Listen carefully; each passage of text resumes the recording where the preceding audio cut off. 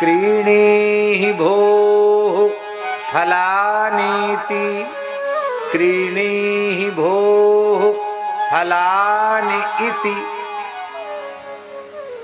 वो बार बार कह रही थी, अरे कोई फल ल्यो री फल, अरे कोई फल ल्यो री फल। यह आवाज बालकृष्ण प्रभु के कान में पड़ी, भगवान के कान में आवाज पड़ी तो भगवान को बड़ा आश्चर्य हुआ। आश्चर्य इस बात का हुआ कि हम तो ताल ठोक कर घोषणा कर रहे हैं, कर्मण्ये वाधिकारस्ते मां फलेषु कदाचन, कर्म करने का अधिकार तेरा है पर फल तो मेरी मुट्ठी में है, फल मेरे अधीन है।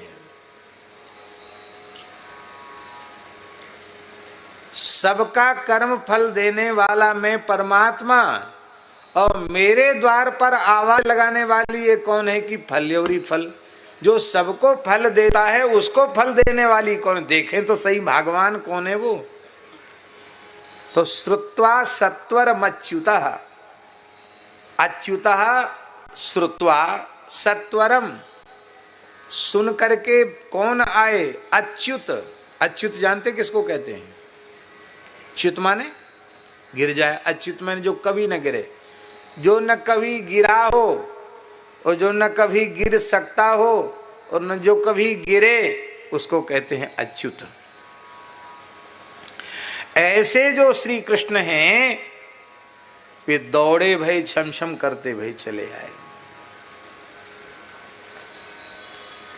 देखो वेद कहते हैं, स्वामी जी वेद कहते हैं कि जीव फलार्थी है और ब्रह्म फलार्थी नहीं है।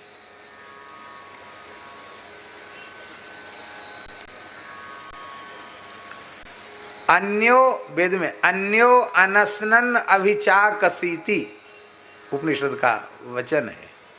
अन्य, अन्य माने परब्रह्म परमात्मा।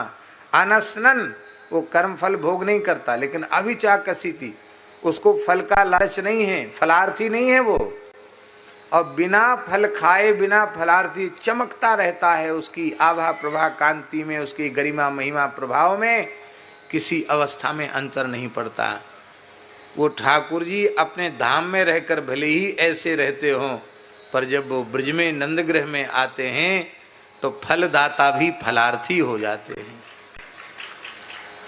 बालकृष्ण फलार्थी, फलार्थी श्री कृष्ण उस फल बेचने वाली के सामने आ गए। ला फल, ला ला।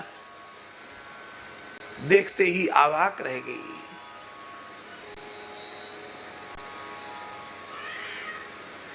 उज्जवल नीलमणि की कांति को विलज्जित करने वाली छवि, छोटे से बालकृष्ण हैं, सुंदर लाल लाल चरण हैं, चरण तल उठाते हैं तो उनके प्रतिबिंब से नंद बाबा का आंगन भी, मणिमय आंगन भी चमकने लग जाता है, प्रतिबिंबित होने लग जाता है। ऐसा लगता है मानो उनके चरणों की सुकोमलता को देखकर भूदेवी ने कमल प्रकट कर दिया हो। कमल में ही श्री कृष्ण अपने चरण पधरा रहे। उनके चरण कमल भी तो कमल हैं और उनका प्रतिबिंब प्रांगण में पड़ता तो ऐसे लगता है मानो कमल पर श्री कृष्ण अपने चरण कमल पधरा रहे। सुंदर प्रपद हैं, सुंदर अंगुलियां हैं, सुंदर गुल्फ हैं, सुंदर पिंडुरी हैं, सुंदर घुटने हैं, सुंदर जंघाएं हैं, छोटी सी कछनी काछे भय हैं और बस कमर में सुंदर कोंधनी है, क्षुद्र घंटियां लटक रही हैं, गले पर मुक्ताओं का हार है और श्रीअंग में कोई वस्त्र नहीं है, धूल धूसरित हैं, केश बिखरे हुए हैं और कंजदल विशाल नेत्र हैं, सुंदर दो दो दतुली उनके अधर पर हैं, लाल लाल अधर हैं, सुंदर नासिका है। क्या कहना, कैसी अद्भुत बाल छवि है, उसका वर्णन करना संभव नहीं है।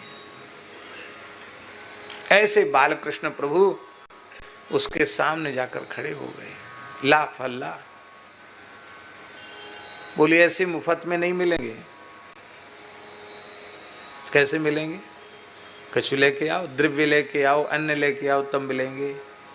अब यहाँ एक प्रश्न होता है कि कोटि कोटि कंदर्प दर्प दलन करने वाले बालकृष्ण प्रभु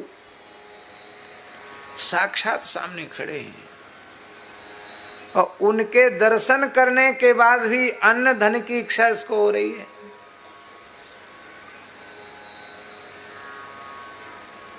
बात समझ में नहीं आती।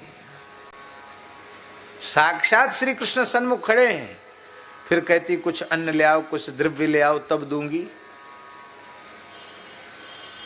क्या यही बात है?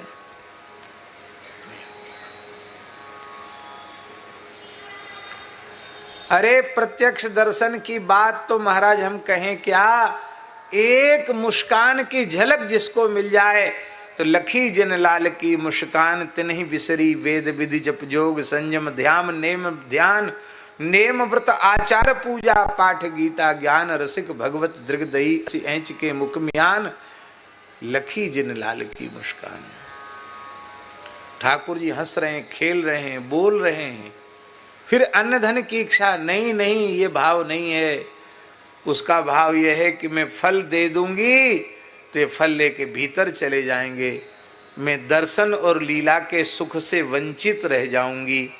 इसलिए वो सोचती है कि हम कहेंगे कुछ लाओ तो वे जाएंगे, तो आते हुए श्री कृष्ण की छवि का दर्शन तो मैंने कर लिया, जाते हुए कैसे लगेंगे मैं देखूंगी, फिर वहां से कुछ लेके आएंगे तो फिर आते हुए छवि को देखूंगी, फिर कोई दो चार बात बना के इनको थोड़ा सा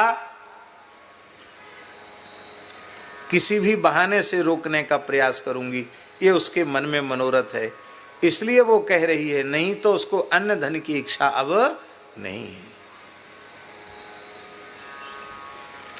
अब जब श्री कृष्ण जाने लगे तो व्याकुल हो गई, मन में सोचने लगी मैं कितनी भाग्यहीना हूं, सामने खड़े तो थे, अब तो इनका मुख दर्शन नहीं हो रहा, अब तो इनकी पीठ दिखाई पड़ रही है। हाय हाय, कैसे इनकी मुख छवि का दर्शन हो, और कहीं ये बालक हैं भीतर ही जाके भूल गए, नहीं आए तो मैं तो हर प्रकार से ठगी गई। जब विकल हो गई तो विचित्र बात है, ठाकुर जी भक्त वांछा कल्प, तो देखते मेरे मुख चंद्र को देखने के लिए व्याकुल है, तो ठाकुर जी जैसी वो विकल होती है ठाकुर जी फिर मुड़ के खड़े हो जाते हैं, देख चली मत जाइयो अब ही लेके आऊं। फिर दो पग चलते हैं, फिर वो विकल होती है, अरे कहीं चल लौट के ना आवे, कहीं ऐसा ना, देख मैं लेके अब ही आ रहा हूं, चली मत जाइयो। बार बार मुख दर्शन करा के कृतार्थ करते हैं और वहां से ठाकुर जी अन्न लेकर चले। फलार्थी धान्य मादाय, कौन आए? ययऊ। ययऊ माने क्या है?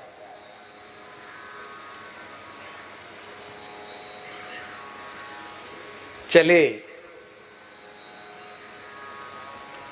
कहा ययऊ, कौन गए? बोले सर्व फल प्रदो ययऊ, जो संपूर्ण कर्मों के फलदाता भगवान हैं वे गए। फल लेने वाले नहीं हैं, वो तो फलदाता हैं। ययऊ वस्तुतः उस फल बेचने वाली के अनंत जन्मों की साधना का चरम फल देने भगवान फल लेने के बहाने से आए।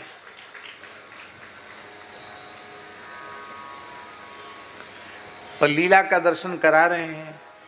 छोटे से बालकृष्ण हैं, छोटी सी हथेली है, और उन्होंने हथेली जब भीतर से घुसाई अन्न के भांड में तो थोड़ा सा अनाज ठाकुर जी की अंजलि में आया, और छोटी सी अंगुली है और अंगुली ऐसी खोल और दी उन्होंने, ऐसे बंद नहीं रखी, ऐसे खोल दी। तो खुली हुई अंगुलियों में ऐसे हाथ हों और खुली हुई अंगुली हो तो कितना रहेगा बोलो?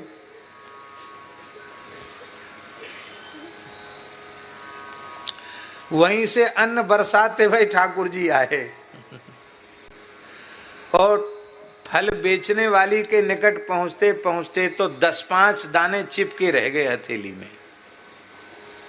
उन्हीं को ऐसे झाड़ के बोले, ले दे दियो अन्न, अब ला फल। तो वह भाव विफल हो गई। कैसे दे दूं? 4 दाने अन्न के दिए और फल मांगो दुनिया भरे के, कैसे ते फल दे दूं? तो ठाकुर ने पूछी, तू यह बता, तू देगी कैसे, ये बता, कैसे देगी? बोले यहाँ को एक ही उपाय है, तू हमारी गोदी में बैठ जा और हम ते मैया मैया कह के बोल तो मिलेंगे। बाल कृष्ण प्रभु उछल कर उसकी गोदी में बैठ गए और अपनी नन्ही नन्ही भुजाओं से उसका कंठ भर लिया, छाती से लग गए। अब तो जो सुख यशोदा जी प्राप्त करती हैं वही सुख फल बेचने वाली ने प्राप्त किया। उसने मस्तक सूंघा, मुख चूमा, क्या कहें, उसके पयोधरों से दूध टपकने लग गया। वात्सल्य भाव से बालकृष्ण को लाड़ लड़ाया और पूरी झंगुली फलों से भर दी।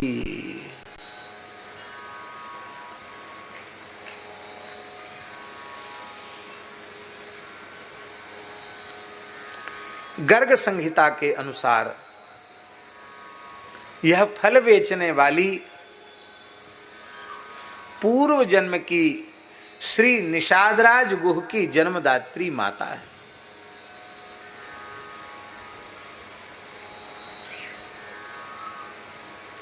जब भगवान श्री राम वनवास के प्रकरण में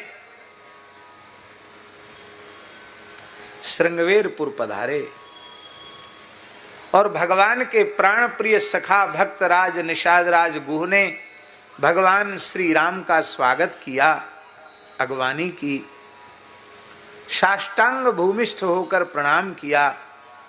राम जी ने दौड़कर अपने मित्र को उठाकर हृदय से लगाया और बड़े स्नेह से कंधे पर हाथ रखकर प्रभु पूछ रहे हैं, मित्रवर गुह, ये सब आपके परिवार के लोग हैं? हाँ प्रभु, ये आपके ही सेवक का परिवार है, ये आपके ही सेवक की प्रजा है। तो मैं इनका परिचय प्राप्त करना चाहता हूं, क्योंकि मैं तो तुम्हारे गांव में पहली बार आया हूं। निषाद राज ने कहा, भगवान, ये मातृ समुदाय में जो वृद्धा खड़ी हैं ये मेरी जन्मदात्री माता है। जैसे ही कहा ये मेरी जन्मदात्री माता हैं, प्रभु श्री राम दौड़े और जिस भाव से वे कौशल्या जी के चरणों में मस्तक रखकर प्रणाम करते हैं उसी भाव से अपने मित्र की माता के चरणों में मस्तक रखकर प्रणाम किया। यह है राम जी का आदर्श। आज तो लोग प्रणाम करने ही भूल गए, एक हाथ से ऐसे करते हैं। कैसे? एक हाथ से प्रणाम। सुन लो कान खोलकर प्रणाम करने वालों, एक हस्त प्रणामंच हंति पुण्यम पुराकृतम।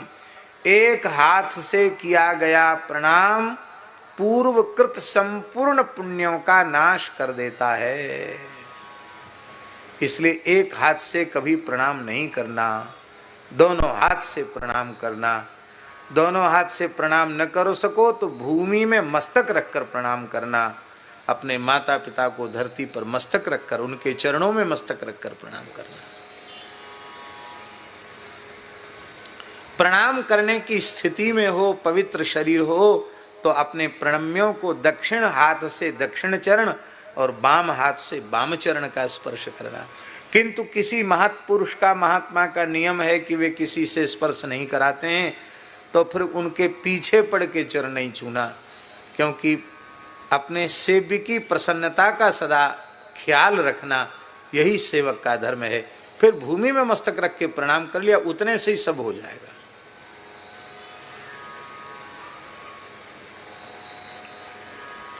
मंदिर की एक परिक्रमा भी नहीं करनी चाहिए। विष्णोः एका प्रदक्षिणा, एक परिक्रमा करने से भी सारे पुण्य नष्ट हो जाते हैं। 2 परिक्रमा करो कम से कम। और मान लो जल्दी है, लंबी परिक्रमा है, 2 कर नहीं सकते तो दंडवत करके चल, बिना परिक्रमा के चले जाओ। परिक्रमा करना है तो 4 ही, 2 करो कम से कम, 1 मत करो। मान लो फिर भी मन में भाव है कि एक हो गई, एक और अब नहीं कर सकते, तो एक बार वहीं घूम के मानसिक एक परिक्रमा घूम के वहीं कर लो। घूम के करना जानते हो? वहीं खड़े होके ऐसे घूम गए, ऐसा भी होता है। एक ही जगह खड़े होके 4 बार घूमने से भी परिक्रमा हो जाती है, मानसिक परिक्रमा हो जाती है। यथा साध्य शास्त्र विधि का पालन करना चाहिए।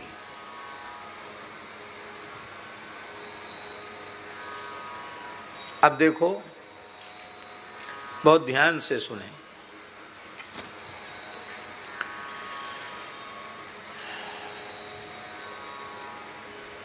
तत्व की दृष्टि से देखें तो भगवान श्री राम शिव विरिंचिनुतम शरण्यम, शिवजी और ब्रह्मा जी के द्वारा भी उनके श्री चरण वंदित हैं। वे ब्रह्मा जी और शिव जी के भी प्रणम्य हैं।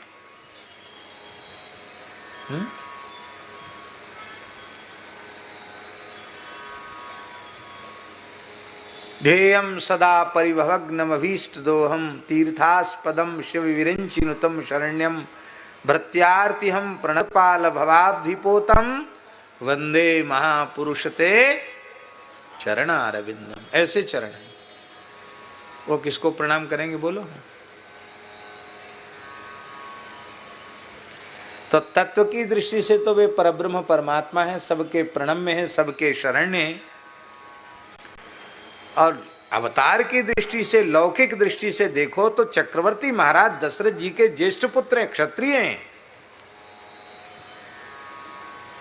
वेद वेदांग में निष्णात हैं। वे मन में सोचें कि मैं निषाद जाति की स्त्री के को प्रणाम क्यों करूं? सोच सकते हैं कि नहीं सोच सकते हैं? लेकिन नहीं, राम जी ने उसकी जाति का विचार नहीं किया। राम जी विचार करते हैं मित्र की माँ तो माँ ही होती है। जब मित्र में कोई भेद नहीं तो मित्र की माँ में भेद कैसे हो गया?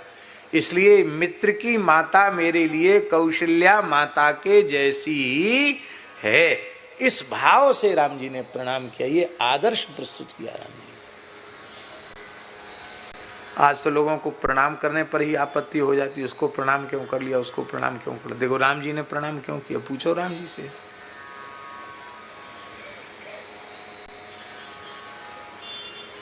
अप्रणम्य को प्रणाम वहां निषिद्ध है जहां आप प्रणाम से अपने किसी स्वार्थ की पूर्ति करना चाहते हैं।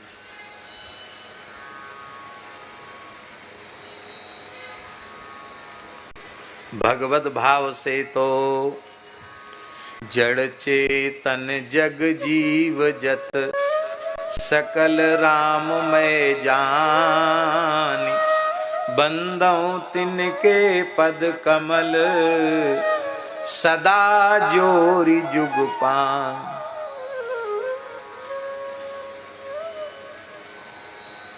चलो ये तो रामचरितमानस में है। भागवत जी में भगवान श्री कृष्ण उद्धव जी से क्या कह रहे हैं? विसृज्य स्मयमानान् स्वान् व्रीडांच लौकिकीं प्रणमे दंडवद भूमौ आश्वचांडाल गोखरम। भगवान कह रहे हैं अपने अहंकार का त्याग करके, अपनी लज्जा का त्याग करके, अपने पद प्रतिष्ठा की गरिमा के दुर्निवार भाव को त्याग करके, नारायण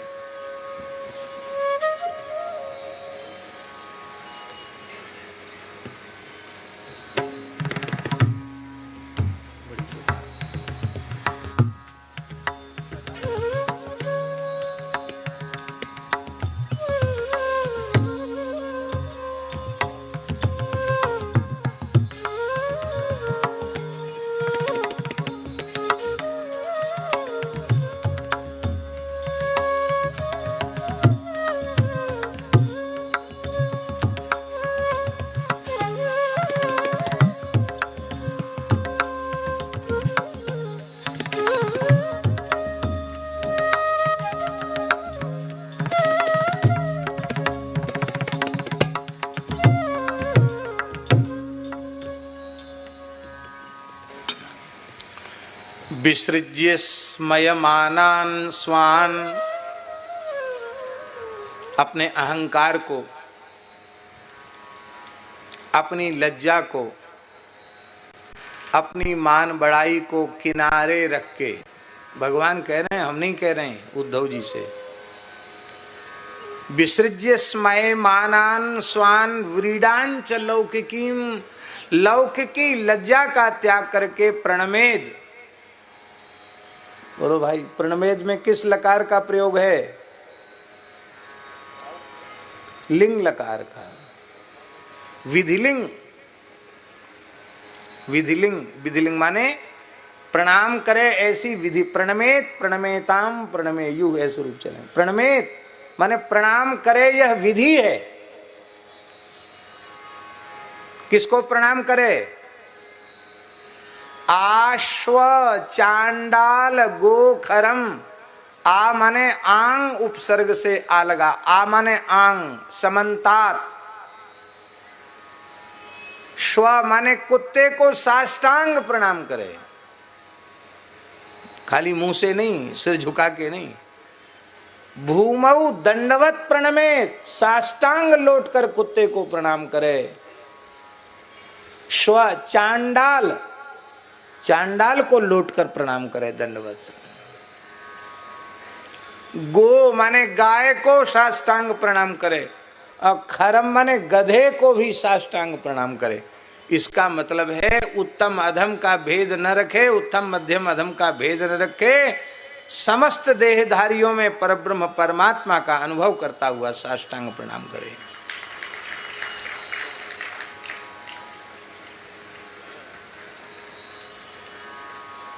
और कहीं कहीं परंपरा है,